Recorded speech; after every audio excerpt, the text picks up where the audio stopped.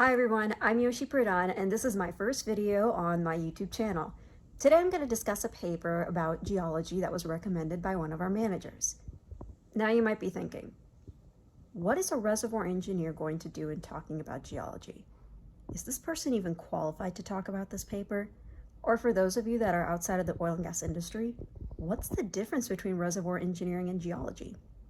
Well, what I hope to do is inspire some discussion about this paper based on my objective review of it, so feel free to list whatever you want in the comments. Be sure to like, subscribe, and hit the bell, the notification bell, that way you get my videos, which I will do weekly uploads every Sunday. Hi everyone, this is Yoshi Pradhan and I'm going to give a presentation on the geology paper that one of my managers at work suggested all of us to read. A disclaimer is that these are my thoughts and my thoughts are my own. They're not representing any association that I volunteer or that I'm a part of. Another disclaimer is that I am not a geologist, so I hope to get some discussion in the comments below, and I'm more than happy to take your feedback for future videos. Now I'll go on with the presentation. Today I'll talk about the integration of gravity modeling, subsidence analysis, and source rock maturity data to understand the tectonic and hydrocarbon evolution of the Permian Basin. This is written by Holland Zhang, Paul Mann, Dale E. Bird, and Kurt Rudolph. The associations are, so this paper was originally with the SEG. This was downloaded from SEG, but this is actually from the University of Houston, Department of Earth and Atmospheric Sciences, and this was released in February 2021. So this is hot off the press in terms of journal.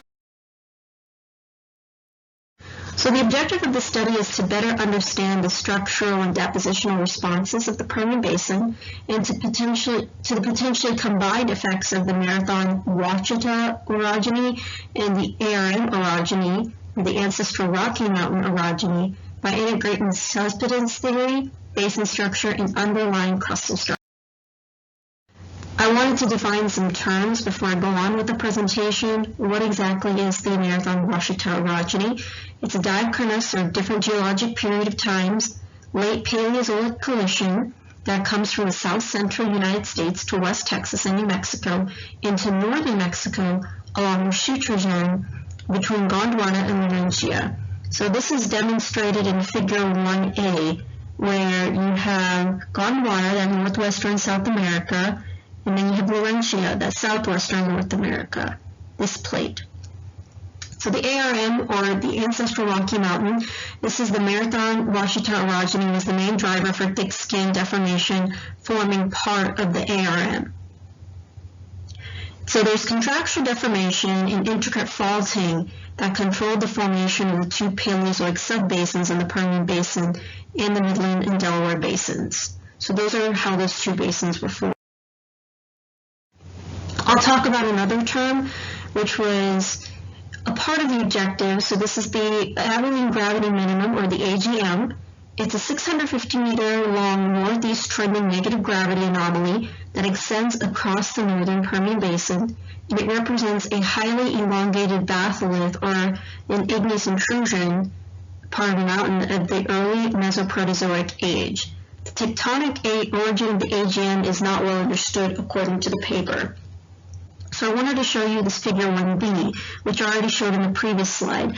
And it's hard to see over here, but the Abilene gravity minimum is shown in these the white dashed line over here. So this is a vertical gradient of gravity anomalies in the Permian Basin, and we're showing the expression of major basins, and this gravity anomaly is shown right here. The data and methods in use for the study, there are about 296 wells with seismic refraction station controls to generate 2D and 3D gravity models, and I'll show those models in the future slides. There's 6 key formation tops that were correlating for both the 2D and the 3D models, and I listed those formation tops. There's the Ressler, Leonardian, Strong, Barnett, Devonian, and the Ellenberger. And we're using 6 representative wells from the Permian, and the Basin models were created to understand the uplift and subsidence history and its relation to the Marathon Washotal orogeny and the ARM orogeny. So here are the results for the 2D gravity modeling. There's a geobody underlying the AGM produces a magnetic low anomaly, and it differs from a granitic body that generally produces magnetic high anomalies. The AGM is a mixture of granitic and metasedimentary rocks with lower density relative to the upper crust. So this is shown in figure 7 over here, where the 2D gravity modeling, it's across the Midland Basin and is collinear with previous gravity models. And the model location is shown at the base of the map to the left. The dotted line, so this dotted line, it shows where the gravity anomaly is. It's actually granitic mud and metasedimentary rock, north and south subparallel to the gravity anomaly.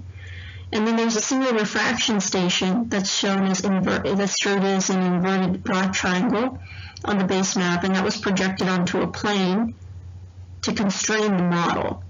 And then there's so the calculated gravity response is shown here in this chart above, and it's close to the observed.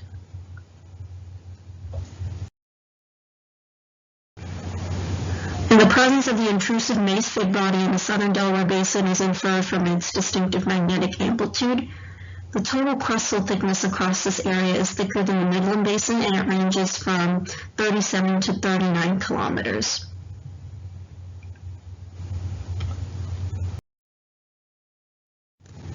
From C to C prime, the gravity anomaly in the eastern Delaware Basin was interrupted by an intrusive mafic body whose location was constrained by its distinctive magnetic signal and isolated magnetic high.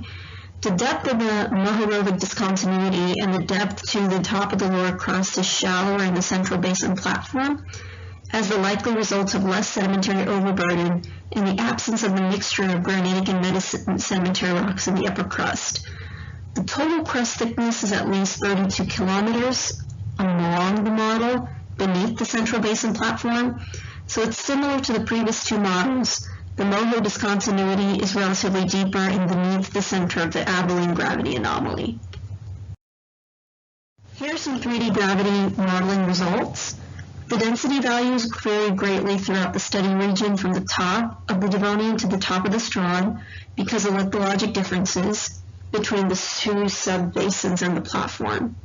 The central basin platform is more carbonate dominated compared to the two sub-basins, which are clastic dominated. The Delaware Basin consists of thicker, fine-grained sediments compared to those of the Midland Basin.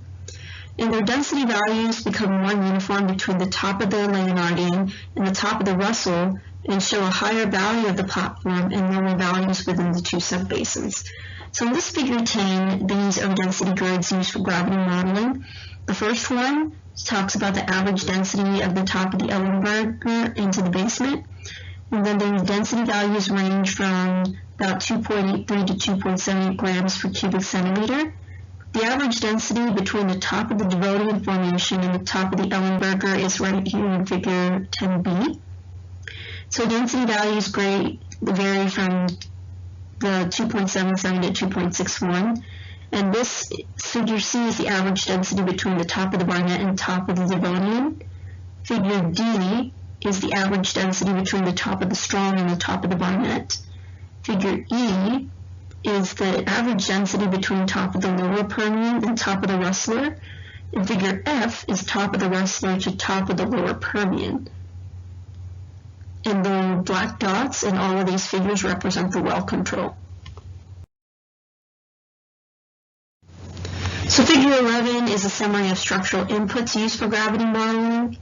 So figure A is the top of the Ellenberger, which I showed before, so that reaches 6,200 meters below the sea level beneath the central Delaware Basin. Then B is the top of the Devonian Formation, C is the top of the Barnett Formation, D is the Strahd, E is the Lower Permian, and F is top of the Rustler.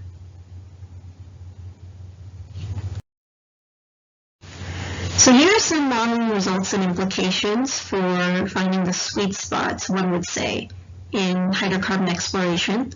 So subsidence plots from the wells were divided into 5 tectonic phases in general agreement with previous subsidence studies. There's the pre-deformational Toboso Basin.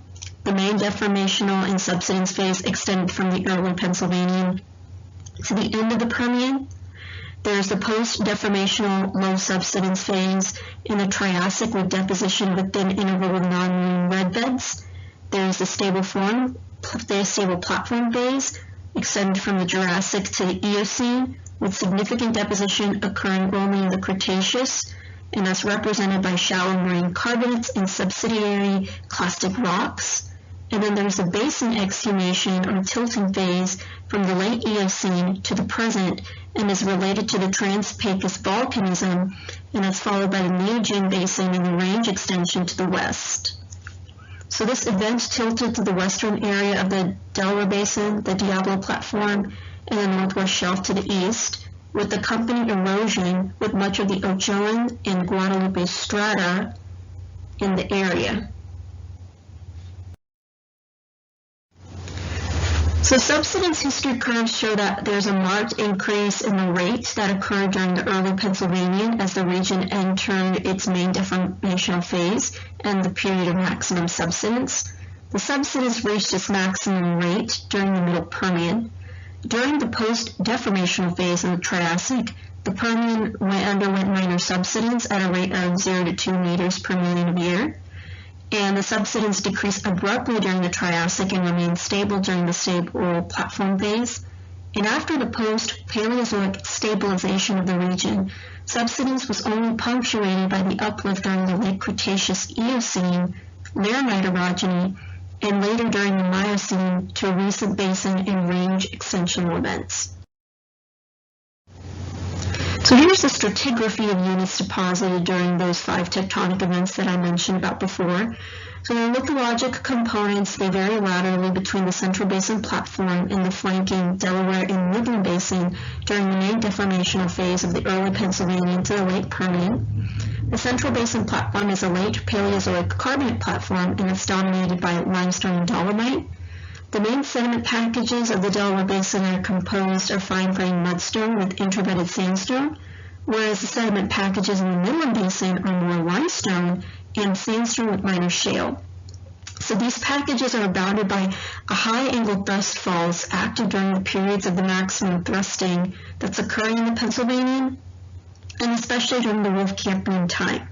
So there's up to 1,000 meters of erosion of non-deposition was observed in the Central Basin platform as a result of uplift along the bounding thrust faults, while the adjacent Delaware and Midland Basin were undergoing rapid subsidence. Tectonic activity in the region decreased greatly following the late Permian and ceased by the end of the Permian. So I'll talk a little bit about the thermal maturity distribution. So the Delaware Basin is more thermally mature than the Midland Basin, and the Central Basin platform lies in an immature zone due to less burial and a large amount of uplift and erosion during the early Permian. In the Delaware Basin, the maturity profile indicates that the top and the base of the Woodford lies in the over-mature zone. The Wolfcamp Shale is partially in the oil window and partially in the gas window. In the southern Central Basin platform, the Wolfcamp Shale is in an immature zone while the Woodford is eroded below the lower Permian unconformity. And in the Midland Basin, most of the Wolfcamp and the Woodford is currently in the oil window. So here's the maturity model and the figures on the right on the representative exploration wells for Midland Basin. So that's figure A, and this is Central Basin platform for figure B, and figure C is the Delaware Basin. So major hydrocarbon sources in the Midland Basin have entered in the oil window. In the Delaware Basin, the major source of rocks are partially in the oil window, whereas deeper source rocks, such as the Woodford Shale, have entered the gas window. And major source rocks are mostly immature in the shallowly buried and partially eroded Central Basin platform. So I'll give you some selected points of discussion for this presentation. There's a lot more that's in the paper, but I thought there were a few that I found that were really interesting. Again, this comes from an engineer's perspective.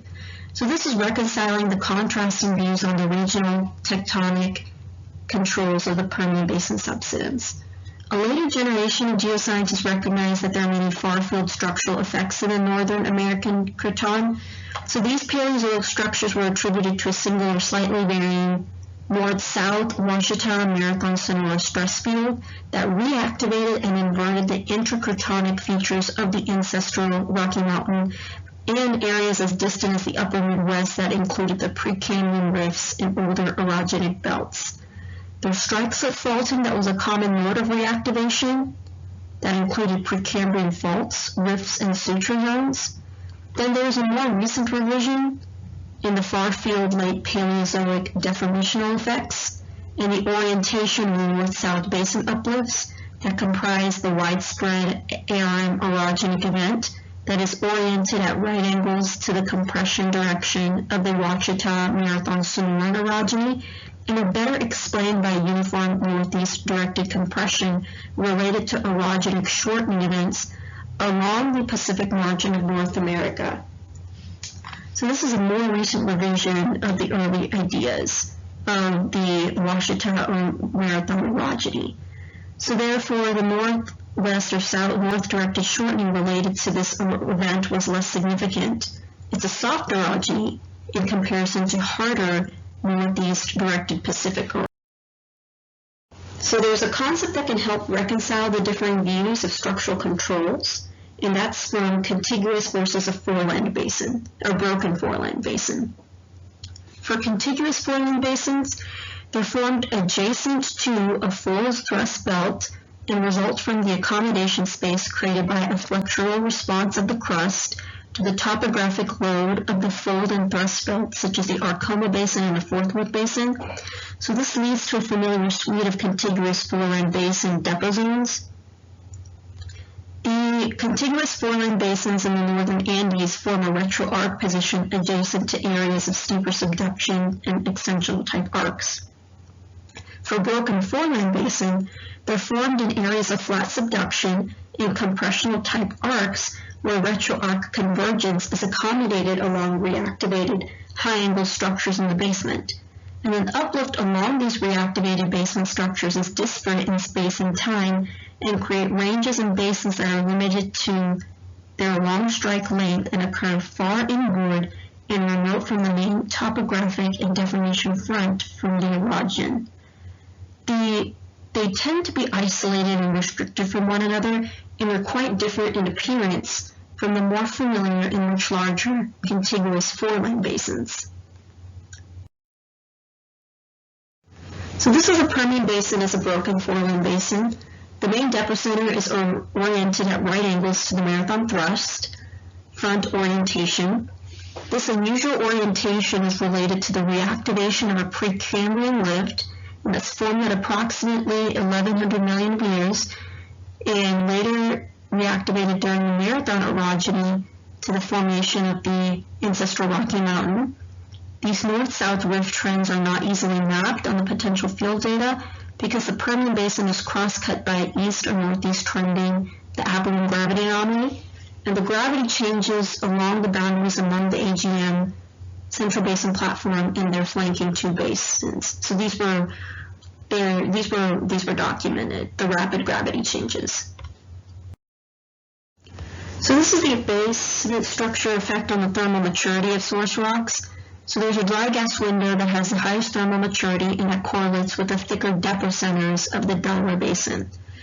The location of the maturity is associated with deeper depot centers or the thickest part of the basin that correlates with the most recent production trends in the Permian, unconventionals. Thermal maturity is also related to the presence of granitic or mafic intrusion bodies, so that produces higher heat flow. The highest maturity gradient lies in an area of higher heat flow in the southwestern Delaware Basin in western Pecos County, as they attribute to the area of Cenozoic intrusions. The location of the highest maturity gradient also correlates with the presence of two major bodies in pre-Grenville mafic intrusions.